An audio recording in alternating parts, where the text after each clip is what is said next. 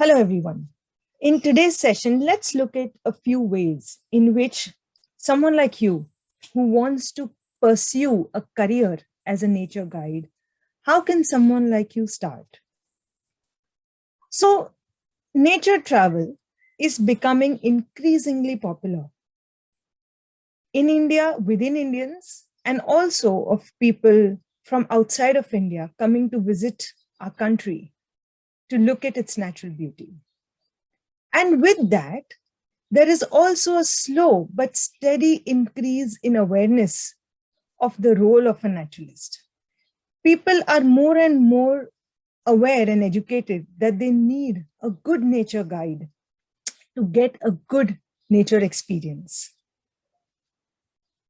So, there are three main ways in which one can start their career as a naturalist in our country.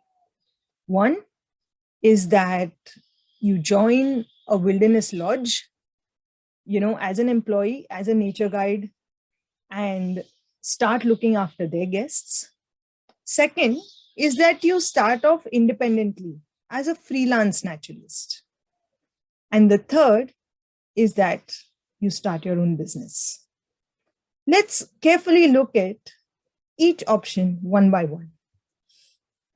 So, when you start as a lodge naturalist, when you get employed as a lodge naturalist, there are a few advantages and few challenges.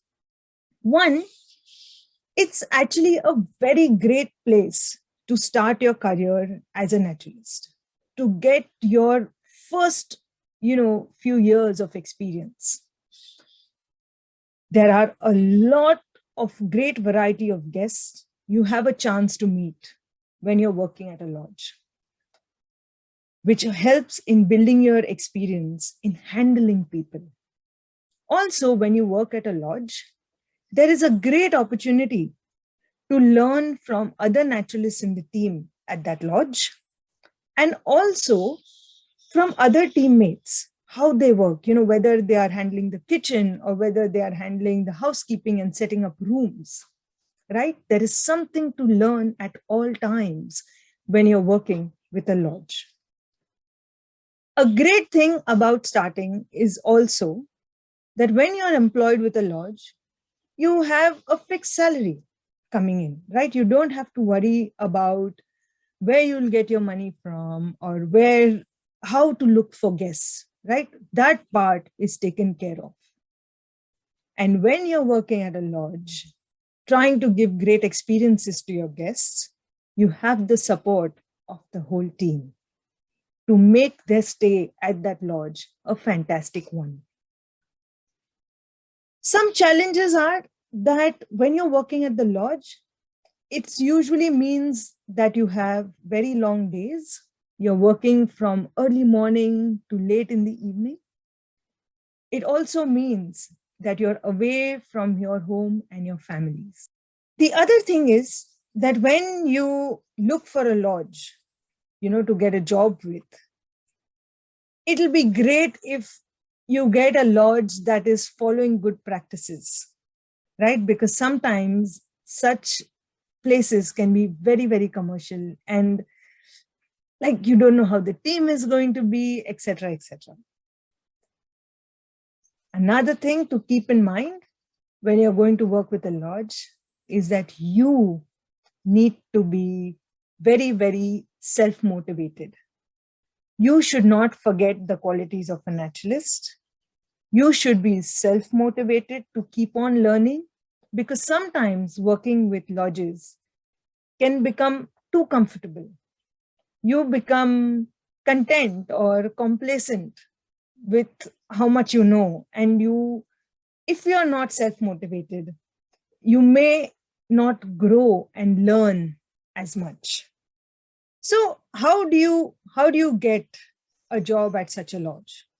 One way is that you research and find out and look for all the lodges and wildlife resorts who offer ecotourism activities, like nature walks or safaris, and you apply for a job with them. Second is that you look out for job vacancies, whether It is in magazines like Sanctuary Asia, or if you have a local nature club or an NGO that may hear of such job vacancies, you can find out through them. Or another way is that you find out through social media. There are platforms like VNat or We Naturalists, where it is a group of nature loving or people who are involved with nature tourism and nature activities are all a part of a platform like We Naturalist. You sign up there, you make an account there and keep an eye on the vacancies that come up. Or even simple WhatsApp groups, where there are a bunch of naturalists or lodge owners who are a part of such WhatsApp groups. If you're a part of that, every time and again, you will hear of such job opportunities. Suppose you make an account with Be Naturalist, for example. Here is a photograph just showing you what the website looks like. And over there, if you look here, there is something called projects. And if you click on projects, you will get different opportunities, whether it's about certain trainings or conservation programs where they look for volunteers, or there are job opportunities. The next option is if you become a freelance naturalist. The advantage with being a freelance naturalist is that you have a freedom to choose when you want to work and how much you want to work. And you can always be a freelance naturalist, even if you have another job or other responsibilities at home that are going on. Because a freelance naturalist, you can work part-time or on the days that you're free. Over here also, you can meet a great variety of guests that you have looked for on your own. Also, when you're a freelance naturalist and you work as a freelance naturalist for some time, it gives you an opportunity to build your own network of such guests. And this database helps you in the future to keep building your career and growing more and more in this profession. There's few challenges that come with being a freelance naturalist is that, once again, you need a lot of motivation. Motivation, not just to keep growing as a naturalist and keep learning, but also to constantly market and look for guests, that kind of thing. Also, if you're freelance, unlike being a lodge naturalist, you may not have a regular income. It may be seasonal, or if you get guests, you can make some money and earn some money. And if you don't get guests, then you might have some idle time where you may not have an income. Also, to be a freelance naturalist, you need to have some basic experience of looking after guests. Because remember, when you're freelance, you're pretty much operating independently, right? You don't have the support of a team or a manager to help you if you have, unhappy guests, or if there is a problem, or if, plans don't work out. So how do you get started as a freelance naturalist? Suppose if that's what you choose to do. You have many, many options. And many times, a lot of these options can be used simultaneously. You don't have to choose one or the other. Let's look at a few such, options that you may have.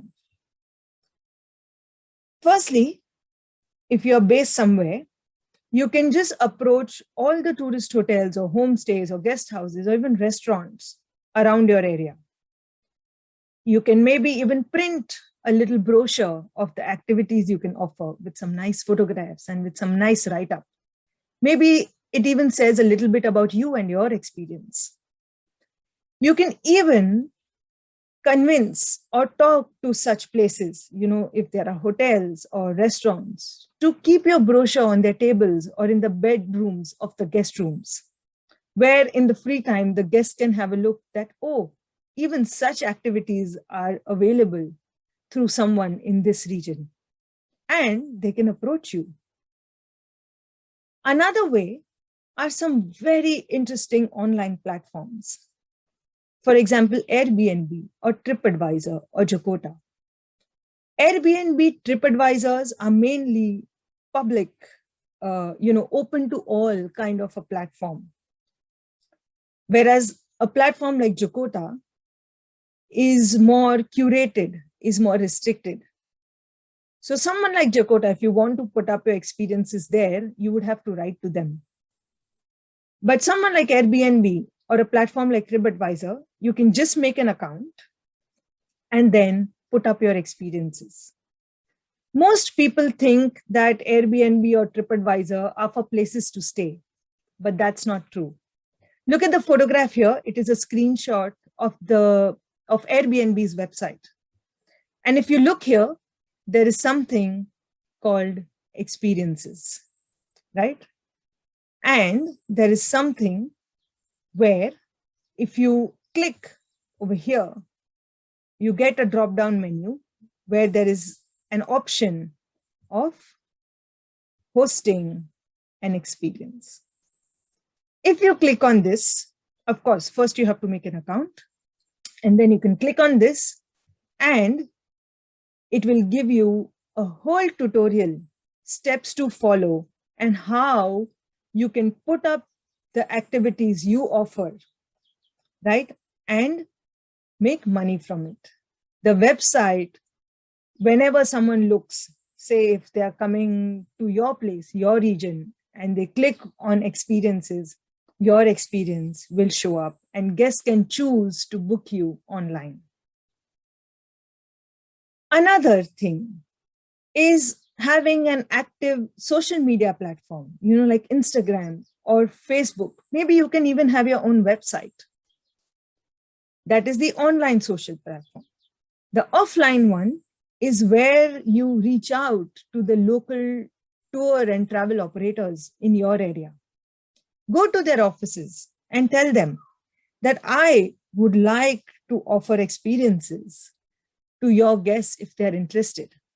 They can be the mediator to talk to their guests when they are coming to your region to offer them nature activities, guided nature activities. Having your sort of presence on social media platforms like Instagram or Facebook also helps. So for example, if I'm a guest and I look at, say, Airbnb experiences and I see, hey, there is, Mr. Sunit who is offering this experience. And then if I do some research and look on Instagram or Facebook, and I can see a whole lot of photographs of the activities of the wildlife that one can see that Sunit has seen in his sort of experiences, when he was guiding guests, that will help me build confidence and to book that experience with Mr. Sunit, right? Also, when same with tour and travel operators. Say my travel agent tells me, okay, so you're going to Himachal Pradesh and why don't you check this out? There is a nature guide there and she leads some fantastic nature walks. And I say, oh, really? Let me look it up. And the place where I'll try to look is mainly Instagram or Facebook. I'll try and see that who is this lovely nature guide who's taking, such highly rated nature activities. Sometimes what happens is that such tours and travel operators may charge, may take a commission for promoting your activities, but that's okay. So say, for example, you feel that for a 1 hour nature walk, you want to charge, say, 1,000 rupees. The travel agent may sell it to their guests for 1,200 rupees and keep that 200 rupees as commission for their company. That's fine because they are promoting your activity, right? But when you are freelance, it is, you need to be very, very well planned, about how you're going to market. And not just that, you have to be very well planned about the experience, about the product that you are offering. You need to have well-written one or maybe more good detailed plans of the experiences you want to offer. Whether they are a 1 hour walk or 2 hour walk, or it's a half day activity, or it's a full day excursion, You can choose. And once you have your plans and your experiences chalked out, then you go to an Airbnb, or then you go to a Jakarta, or then you go to a travel agent, and you have something solid and well planned to offer to them. You should also know that on your trail, right, the experience that you are offering, how many maximum people can you take care of? If you feel that 4 people is enough, then you say, I take maximum 4 people. Or if you feel you can handle more than 10, it's your choice. You should also know almost exactly how much duration, right, these trips are, like I mentioned earlier. You should also be very clear about how much cost it should be. When you talk to travel agents, especially your guests directly, your plans may change slightly depending on their requirement. That's okay. But to start out, when you're trying to offer it, when you're trying to approach these various platforms, you should have a basic solid plan and then make changes around it. That is a sign of a truly professional freelance naturalist. Sometimes it may also happen, especially with tour companies, that they tell you that, okay, Payal, I need you for half a day for this experience. I have a group of guests who are very, very interested. There are 6 people in this family. What can you offer? And then you may have to customize or tailor make the experience as per their requirement. So that is different, that you can always make those changes and modifications. But to begin with, you should have very good idea of your area and what you would like to offer and for how much. And the last one is to be an entrepreneur, to have your own business, to have your own travel company. We have very little knowledge about this, but one of our friends, DK, has made a short video on YouTube about how to start, a short guide of how to start your own travel business in our country. I encourage you, if you are interested, to have a look at it. But remember, to reach that stage of being an entrepreneur, usually we advise should be at a later stage in your career, unless you already have a lot of experience. But to begin with, it's great to start out maybe with a lodge. If not, then maybe freelance. Go step by step. Keep learning, because every single time you take some guests out, there will be some learning that will help you grow as a naturalist and gain experience as a nature guide. So I hope you enjoyed this little short session.